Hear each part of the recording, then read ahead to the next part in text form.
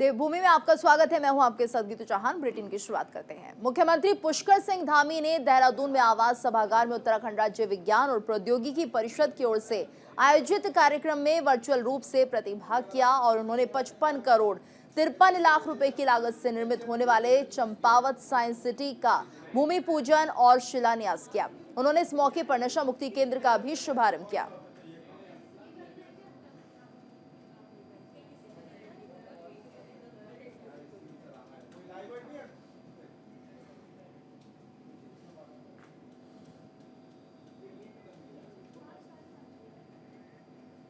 तो Champawat science city का भूमि पूजन और शिलान्यास किया गया।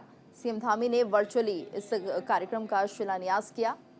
वहीं 55 करोड़ 53 लाख रुपए की लागत से ये सेंटर बनाया जाएगा। नशा मुक्ति केंद्र का भी शुभारंभ किया गया है। चंपावत साइंस सिटी का भूमि पूजन और शिलान्यास सीएम धामी के हाथों हुआ। वर्चुअली इसका शिलान्यास किया गया है। इसके साथ साथ नशा मुक्ति सेंटर भी बनाया जा रहा है। 55 करोड़ 53 लाख रुपए की लागत से सेंटर बनेगा। तो नशा मुक्ति केंद्र का शुभारंभ, चंपावत साइंस सिटी का भूमि पूजन और शिलान्यास।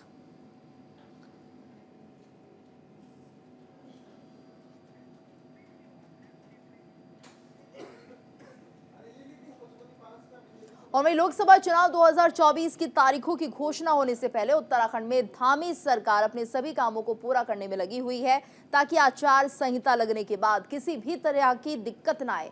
और इसी क्रम में सीएम पुष्कर सिंह धामी ने महिला सशक्तिकरण और बाल विकास और आबकारी विभाग के चयनित 27 अभ्यर्थियों को नियुक्ति पत्र वितरित किए।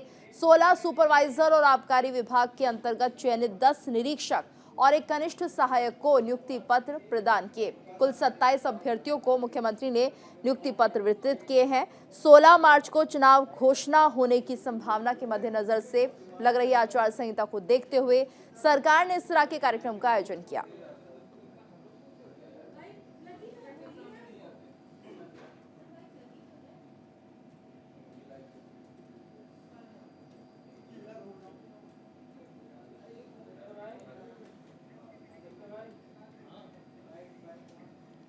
हाईकमान ने हरिद्वार लोकसभा से बीजेपी सांसद रमेश पोखरियाल निशंक का टिकट काटकर पूर्व मुख्यमंत्री त्रिवेंद्र सिंह रावत को अपना प्रत्याशी बनाया है। सांसद निशंक का टिकट कटने के बाद राज्यसभा सांसद कल्पना सैनी ने कहा कि भारतीय जनता पार्टी कार्यकर्ता आधारित पार्टी है। बीजेपी में टिकट कटने से कुछ नहीं होता। उनके यहाँ जिसे भी टिकट मिलता है सब मिलकर अपने प्रत्याशी को चुनाव जिताने का काम करते हैं।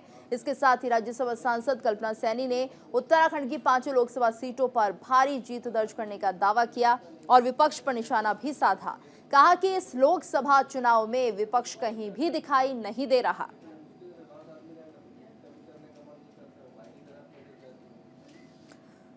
तो कल्पना सैनी का यह बयान सामने आया कि बीजेपी मिलकर काम करती है। कल्पना सैनी ने विपक्ष पर भी निशाना साधा। उन्होंने कहा कि इस बार इन चुनावों में विपक्ष कहीं भी दिख नहीं रहा है।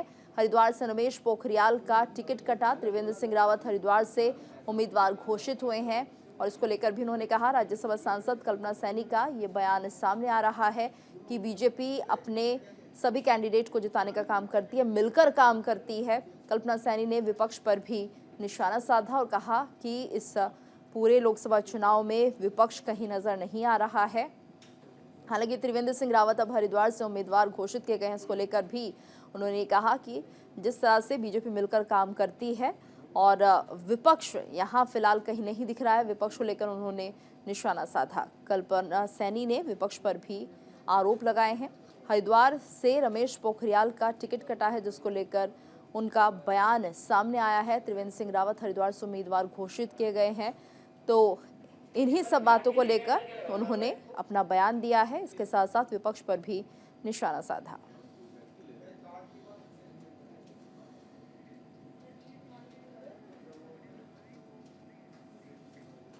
केंद्र सरकार ने आम जनता को बड़ी राहत देते हुए पेट्रोल डीजल के दामों में 2 रुपए प्रति लीटर की कटौती कर दी है। घटे हुए दाम देश भर में लागू हो गए हैं। सरकार के इस फैसले के बाद देश के सभी राज्यों में पेट्रोल डीजल के दाम कम हुए हैं। वहीं इसको लेकर हरिद्वार में लोगों में खासा उत्साह देखने को मिला। कीमत कम होने के बाद लोगों ने सरकार का धन्यवाद देते हुए आभार जताया है। लोगों का मानना है कि चुनाव से पहले सरकार ने लोगों को राहत दी है। हालांकि कई लोगों ने पेट्रोल डीजल के दाम ऐन चुनाव से पहले कम होने को सरकार का बड़ा चुनावी स्टंट भी बताया है।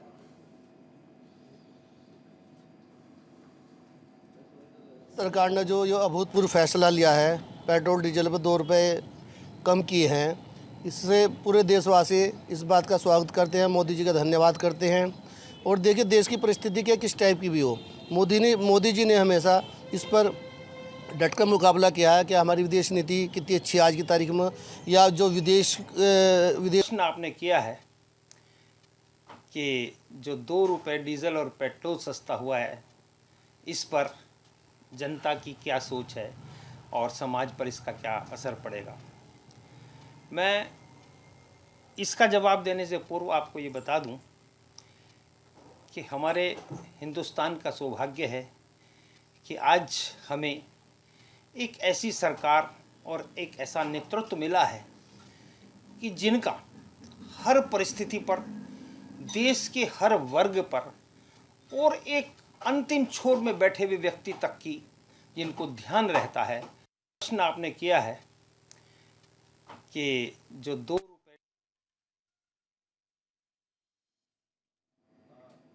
बीजेपी ने लोकसभा चुनाव के लिए हरिद्वार से उत्तराखंड के पूर्व मुख्यमंत्री त्रिवेंद्र सिंह रावत को प्रत्याशी बनाकर सबको चौंका दिया है। त्रिवेंद्र सिंह रावत 2021 में मुख्यमंत्री पद से हटाए जाने के बाद से अज्ञातवास में थे, जबकि 2 पूर्व सीएम रमेश पोखरियाल निशंक और तीरथ सिंह रावत का टिकट कट गया है। वहीं उत्तराखंड में क्या है बीजेपी की रणनीति, इसका जायजा लिया हमारे संवाददाता जसवीर सिंह ने। सीट पर भाजपा ने पूर्व मुख्यमंत्री त्रिवेंद्र सिंह रावत को मैदान में उतारकर सबको चौंका दिया है। अभी तक संभावनाएं ये जताई जा रही थी कि पार्टी कहीं ना कहीं 2 बार के एमपी और पूर्व मुख्यमंत्री डॉक्टर रमेश पोखरियाल निशंक पर ही दांव लगा सकती है, लेकिन ऐसा नहीं हुआ है। हालांकि इस सीट पर अभी कांग्रेस और बसपा के पत्ते नहीं खुले हैं। देखने वाली बात होगी कि कांग्रेस किस चेहरे को त्रिवेंद्र सिंह रावत के सामने लाती है। वहीं बसपा से भी उम्मीद जताई जा रही है कि कोई दबंग चेहरा सामने आ सकता है, लेकिन फिलहाल जो चुनावी समीकरण है वो दिलचस्प होने जा रहे हैं। वजह यह भी है कि इस सीट पर पहले से ही खानपुर से निर्दलीय विधायक उमेश कुमार भी दावेदारी ठोक रहे हैं, यानी कि वो भी ताल ठोक रहे हैं और हो सकता है कि निर्दलीय के रूप में चुनाव लड़े। अब कांग्रेस के पत्ते खुलने के साथ ही स्थिति हल्की हल्की साफ हो जाएगी और देखना होगा कि सीट पर किस तरह का मुकाबला रहता है। Jasveer Singh, news India Laksar. Mussoorie George Everest wildlife sanctuary और विनोग हिल से हेली सेवा को संचालित करने वाली कंपनी पर खतरे के बादल मंडराने लगे हैं। दरअसल कंपनी को हेली सेवा को संचालित करने के लिए वन विभाग से किसी तरह की अनुमति नहीं दी गई और इस बात का खुलासा आरटीआई के माध्यम से प्राप्त जानकारी से हुआ है।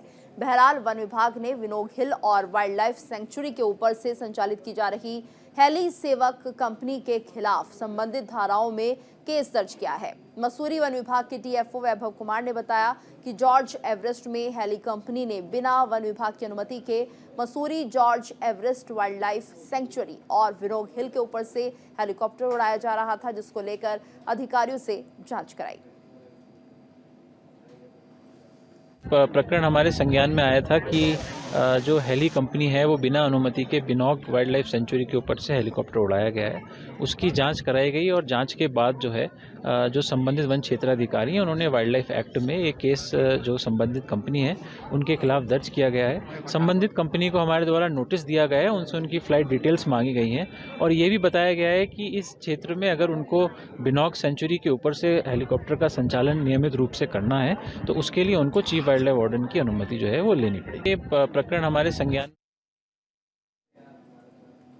वाइल्ड लाइफ सेंचुरी से हेली सेवा की अनुमति नहीं है, विनोग हिल से हेली सेवा की भी अनुमति नहीं, लेकिन उसके बाद भी यहां पर हेली सेवाएं दी जा रही थी। वन विभाग ने केस दर्ज कर लिया है कि जहां पर हवाई सेवाओं की अनुमति नहीं है वहां से आप कैसे चॉपर को उड़ा सकते हैं। वाइल्ड लाइफ सेंचुरी से हेली सेवा की अनुमति नहीं है और उसके बगैर अगर चॉपर सेवाएं दी जा रही हैं, हेलीकॉप्टर्स उड़ रहे हैं, तो ये सीधे सीधे जो नियम बनाए गए हैं उनकी धज्जे उड़ाने जैसा है, जिसको लेकर वन विभाग ने शिकायत दर्ज करा दी है और अब हेली कंपनी के खिलाफ कार्रवाई की जा रही है। वाइल्ड लाइफ सेंचुरी है यहाँ पर जहाँ पर हेली सेवा की अनुमति नहीं दी गई है।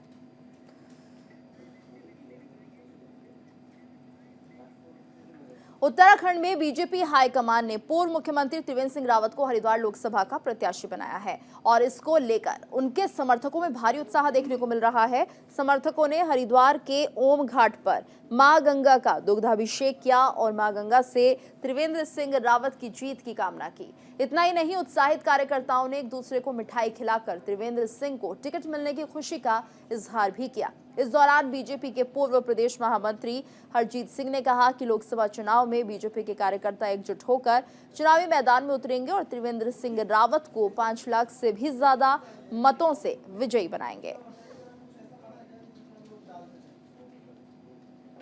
कार्यकर्ता में इतना उत्साह और इतनी खुशी है कि जगह जगह कहीं दूध अभिषेक करा जा रहा है, दूध से कहीं हवन करा जा रहा है, कहीं पटाखे फोड़े जा रहे हैं, कहीं मिठाइयों का वितरण करा जा रहा है। अन्य अन्य कार्यक्रम भारतीय जनता पार्टी के कार्यकर्ताओं द्वारा हरिद्वार लोकसभा के अंदर किए जा रहे हैं और इस बार हमने ये लक्ष्य रखा है कि 5 लाख से अधिक मतों से हम त्रिवेंद्र सिंह रावत जी को हरिद्वार लोकसभा से विजयी बना के भेजेंगे और हमारे सांसद के रूप में वो यहाँ से विराजमान होंगे और हम उनकी लंबी उम्र की दीर्घ आयु की भगवान से प्रार्थना भी करते हैं और केंद्र में उन्हें मंत्री के रूप में ऐसा स्थान मिले, हम ऐसी प्रभु से इच्छा भी करते हैं। लोकसभा चुनाव में बीजेपी पार्टी ने उत्तराखंड की 5 सीटों पर प्रत्याशी घोषित कर दिए हैं। हरिद्वार सीट पर पूर्व सांसद निशंक का टिकट काटकर प्रदेश में पूर्व मुख्यमंत्री रहे त्रिवेंद्र सिंह रावत को हरिद्वार लोकसभा का प्रत्याशी घोषित किया गया है। प्रत्याशी घोषित होने के बाद दिल्ली से लौटे त्रिवेंद्र सिंह रावत ने रामपुर मुजफ्फरनगर में उत्तराखंड शहीद स्मारक पर पहुंचे और राज्य की मांग को लेकर शहीद हुए आंदोलनकारियों को श्रद्धांजलि अर्पित की। प्रदेश में पहुंचने पर नारसन बोर्ड पर बीजेपी कार्यकर्ताओं ने त्रिवेंद्र सिंह रावत का फूल मालाओं से जोरदार स्वागत किया। उन्होंने कहा कि अभी कांग्रेस ने अपना प्रत्याशी घोषित नहीं किया है, लेकिन इस बार भी बीजेपी को ही हरिद्वार की जनता जिताएगी और केंद्र में बीजेपी की सरकार बनाएगी। देखिए, तो बहुत प्रतीक्षित था रामपुर के रहा जो कांड हुआ था, अपमान का घूंट सहन कर रही हैं। निश्चित रूप से जो कोर्ट का फैसला होगा उसकी हमको प्रतीक्षा है। किसी पत्रकार को जेल नहीं भेजा है, किसी भी पत्रकार को जेल नहीं भेजा है। अगर किसी ने अपराध किया है तो ऐसे सैकड़ों लोग जेल में भेजे हैं। किसी ने समाज के साथ कोई अन्यायपूर्ण काम किया है जो कानूनी दृष्टि से गलत है तो उन पर कार्रवाई होगी। लोकसभा चुनाव को लेकर पूरे देश में तैयारियां चल रही हैं और सभी पार्टियों ने अपने अपने प्रत्याशियों की घोषणा भी शुरू कर दी है। कांग्रेस की तरफ से जारी प्रत्याशियों की सूची में उत्तराखंड की 3 सीटों पर कांग्रेस ने प्रत्याशियों की घोषणा कर दी है। देहरादून में कांग्रेस ने प्रेस कॉन्फ्रेंस का आयोजन किया। प्रेस कॉन्फ्रेंस में बीजेपी पर जमकर निशाना साधा, सरकार की विफलताओं को गिनाया। उत्तराखंड की कांग्रेस प्रदेश प्रवक्ता गरिमा दसोनी ने क्या कुछ कहा, आपको सुनाते हैं। जगह नहीं, आप चिन्हित करके जगह बताइए ना उनको उनका स्पेस तो दीजिए। जो बात यहाँ पर सचान साहब ने कही कि 10 साल में आप गाड़ी कंडम कर दे रहे हो, 15 साल में आप मोटरसाइकिल कंडम कर दे रहे हो, क्यों? आप पोल्यूशन कंट्रोल करिए। अगर वो गाड़ी ज्यादा पोल्यूशन कर रही है तो उस गाड़ी को आप एनओसी मत दीजिए, लेकिन पूरी की पूरी गाड़ी कंडम करने का मतलब है कि एक व्यक्ति अपने जीवन भर की कमाई से एक गाड़ी लेता है और आप केवल कॉर्पोरेट को लाभ पहुंचाने के लिए जिस तरह की कवायद कर रहे हैं, वही आपके सवाल का जवाब है कि क्यों इन रेडी ठेली वालों को उनका स्पेस नहीं बताया जा रहा है, इन मलिन बस्तियों वालों को पुनर्वासित नहीं किया जा रहा है, उनको आप बता दीजिए। लोकसभा चुनाव की सरगर्मियां तेज होने के साथ ही चमोली के गांव-गांव से लोगों की अपनी अपनी विभिन्न समस्याओं को लेकर चुनाव बहिष्कार की आवाजें भी गूंजने लगी है। वर्षों से सड़क की मांग करते आ रहे ग्रामीण चुनाव बहिष्कार की धमकी दे रहे हैं। कहीं स्कूल नहीं है तो कहीं पानी की समस्या है तो कहीं बिना पुल के आवाजाही कर रहे ग्रामीण वोट नहीं देने की बात कर रहे हैं। चमोली के ग्रामीणों ने मजिस्ट्रेट के माध्यम से जिला निर्वाचन अधिकारी को ज्ञापन भेजा। क्षेत्र पंचायत सदस्य विजय नेगी और ग्राम प्रधान बीना देवी का कहना है कि उनके गांव में मूलभूत सुविधाओं का अभाव बना हुआ है। सड़क, चिकित्सा, शिक्षा, बिजली की समस्या से ग्रामीण परेशान है। कई बार इस संबंध में जिला प्रशासन और शासन से पत्राचार किया जा चुका है, लेकिन समस्या जस की तस बनी हुई है।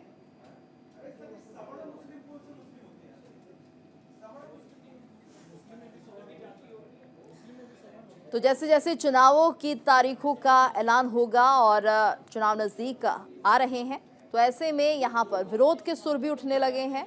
अपने क्षेत्र के विकास को ना होता देखकर ग्रामीण अब ये मन बना रहे हैं कि आगामी चुनावों में वो वोट नहीं देंगे, क्योंकि जिन वादों के साथ सरकार सत्ता में आती है उनके वादों को पूरा नहीं किया जाता।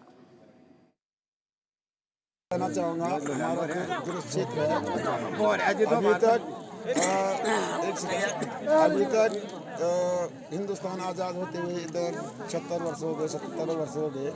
हमारे यहाँ पे अभी तक कोई सुविधाएं नहीं सरकार के, विशेषतः रोड है, जैसे स्वास्थ्य सुविधाएं हैं, और मतलब यह है कि कई प्रकार के जो है कि हमारे पे अज्ञान मतलब शिक्षा के क्षेत्र में भी पीछे हैं। बिजली है, स्वास्थ्य है, सड़कें हैं, पुल है, इत्यादि से हम लोग जो हैं कि बहुत परेशान रहते हैं। हिंदुस्तान का पिछड़ा हुआ क्षेत्र है, आने जाने की कोई व्यवस्था नहीं है, और न पुल है न रोड है। हम बूढ़े आदमी, कितने बच्चे हैं या बुढ़े हैं या कोई हैं बीमार होते हैं, आने जाने की कोई व्यवस्था नहीं है। कभी घोड़े में जाते हैं, कभी गंडे में जाते हैं, कभी डंडे में जाते हैं। तो आप हमारे गांव में हमारी समस्याएं जानने के लिए आए हैं, और मेरा सरकार से यही निवेदन है कि हमारे गांव में ना तो रोड है, और हमारे गांव में 2009 से रोड आने की संभावना है, और 2009 से कार्य शुरू है, लेकिन 2024 जाने वाला है। जिस ब्रिघाटी में सन 58 से निजमुला तक रोड आई थी, उसके बाद कांग्रेस का राज चला, मतलब सन 2090 तक कोई सुनाई नहीं हुई।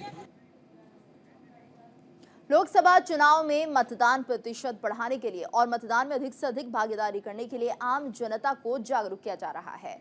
स्वीप नैनीताल की टीम लगातार नैनीताल जिले के अलग अलग ग्रामीण क्षेत्रों और शहरी क्षेत्रों में जाकर लोगों को मतदान के प्रति जागरूक करने का प्रयास लगातार कर रही है, और इसके अलावा स्कूल कॉलेज में जाकर छात्र छात्राओं को भी मतदाता जागरूकता के विषय में बताया जा रहा है, ताकि वो अपनी गली मोहल्ले घर परिवार में जाकर मतदान करने के प्रति लोगों को जागरूक कर सके। होली नजदीक है, लिहाजा अलग अलग जगहों पर हो रहे होली के कार्यक्रमों में स्वीप नैनीताल की टीम महिला होलियारों की टीम के माध्यम से आम जनता को मतदान के प्रति जागरूक करने का संदेश दे रही हैं। नगर निगम की बैनी सेना पर्यावरण मित्रों को भी आम जनता को मतदान के प्रति जागरूक करने के लिए तैयार किया जा रहा है। देखिए, मतदान करना हम सभी की जिम्मेदारी है इस लोकतंत्र में, और अभी हमारे नगर निगम की बैनी सेना ने भी एक ह्यूमन चेन बना करके लोगों को अवेयर किया था, और हम लोग नए नए तरीके से लोगों को अवेयर कर रहे हैं, चाहे वो सोशल मीडिया हो, चाहे वो पब्लिक प्लेटफॉर्म्स हो। आने वाले समय में हम सफाई, जो हमारे पर्यावरण मित्र हैं, जो सफाई के फील्ड में लगे हुए कर्मचारी हैं, उनके माध्यम से भी करेंगे, और हमारी सोशल मीडिया की टीम डेली जो है इंटरनेट पर, चाहे वो इंस्टाग्राम हो, फेसबुक हो, सभी पर प्रचार प्रसार कर रही है, और मुझे उम्मीद है कि इस बार नैनीताल जनपद वोटर टर्नआउट के मामले में। हल्द्वानी से लोकसभा चुनाव में सामान्य निर्वाचन की तैयारी ने जोर पकड़ लिया है। निर्वाचन विभाग ने सभी कार्मिकों की ड्यूटी लगाकर चुनाव के सफल संचालन के लिए कार्मिकों को ईवीएम और वीवीपैट का प्रशिक्षण भी दिया जा रहा है। जिले की 6 विधानसभाओं में होने वाले निर्वाचन को लेकर कंट्रोल रूम और निर्वाचन संबंधित सभी कार्यालय MB-PG डिग्री कॉलेज में बनाए गए हैं, और यही कार्मिकों को भी प्रशिक्षण दिया जा रहा है। ईवीएम के मास्टर ट्रेनर RB पांडे का कहना है कि कार्मिकों को ईवीएम संचालन की पूरी जानकारी देते हुए उनकी दिक्कतों को भी दूर करने का काम किया जा रहा है। साथ ही चुनाव पारदर्शिता पूर्ण हो, इसके लिए ईवीएम को सील किए जाने से लेकर वोटिंग के दौरान आने वाली दिक्कतों से किस तरह ठीक किया जाए, उसके लिए भी प्रशिक्षण दिया जा रहा है। से हमारी जो प्रशिक्षण प्रारंभ होगा, जिसमें जितने भी पीठासीन अधिकारी हैं, पोलिंग फर्स्ट, पोलिंग सेकंड और पोलिंग थर्ड, ये जितने भी अधिकारी आएंगे, उनको जितने भी हम लोग मास्टर ट्रेनर हैं, नोडल हैं, अफसर हैं, ये सब क्या करेंगे, जितने भी अधिकारी आएंगे उनको प्रशिक्षित करेंगे कि किस प्रकार से हमें मशीन इंस्टॉल करनी है, कैसे मशीन जोड़नी है, किस तरह की सावधानियाँ होंगी, वैलिड इनवैलिड क्या है, क्या क्या त्रुटियाँ होंगी, उन त्रुटि को हम कैसे दूर करेंगे, ये सब हम अपने इस ट्रेनिंग में अधिकारी को, जो चुनाव से जुड़े हुए अधिकारी हैं, उनको बताएंगे। मुख्यमंत्री ने कहा कि इन्वेस्टर ग्लोबल समिट में 3.5 लाख करोड़ रुपए से ज्यादा के MOU पर हस्ताक्षर किए गए। अब तक 71,000 करोड़ रुपए के MOU जमीन पर उतारे जा चुके हैं। राज्य सरकार ने योजनाओं के प्रभावी क्रियान्वयन के लिए UIDB का गठन किया है।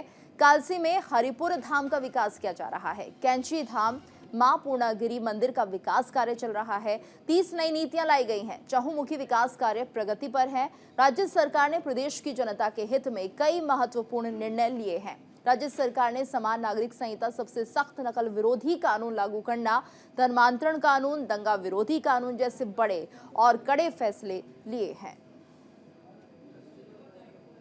भाइयों बहनों, हम सभी बहुत ही खुशनसीब हैं कि हमारे पास बड़ी संख्या में उत्तराखंड के अंदर बहुत ही कुशल और कौशल से परिपूर्ण हमारे इंजीनियर हैं, जो आज प्रदेश की और राष्ट्र की जो समृद्धि है उसके निर्माण में अपना बहुत उल्लेखनीय जो योगदान है वो दे रहे हैं।